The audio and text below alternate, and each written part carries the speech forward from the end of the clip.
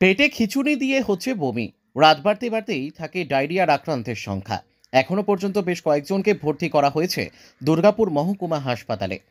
অসুস্থ অবস্থায় বাড়িতে রয়েছে আরও বেশ কিছু। কাকসার মলানদিঘির আকন্দারায় ছড়িয়েছে আতঙ্ক।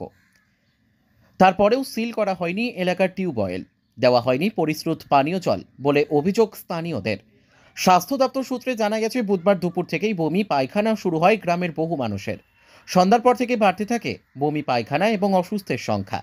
বৃহস্পতিবার সকাল পর্যন্ত এলাকার বেশ কিছু জনকে দুর্গাপুর মহকুমা হাসপাতাল, দুর্গাপুরের ইএসআই হাসপাতাল ও মলানদিঘির একটি বেসরকারি মেডিকেল কলেজ হাসপাতালে ভর্তি করা হয়েছে। এলাকায় অসুস্থ আরও বেশ কিছু জনকে দেওয়া হচ্ছে ওষুধ। Bureau report, rising Bangla. আমাদের এখানে মোটামুটি এখনো 27 জন ভর্তি আছে। আর বলতে গেলে কাল বিকেল থেকে আমাদের ওই একটু করে পায়খানা বমি হতে হতে এই কজনের বেশ মানে পায়খানা বমি হওয়ার জন্য প্রায় প্রত্যেকজনের বাড়িতে প্রত্যেকজনেরই মানে মেম্বার 4টা থাকলে 4 জনেরই এমনি করে করে সবাইকে আমাদের মোটামুটি অ্যাডমিট করা হয়েছে।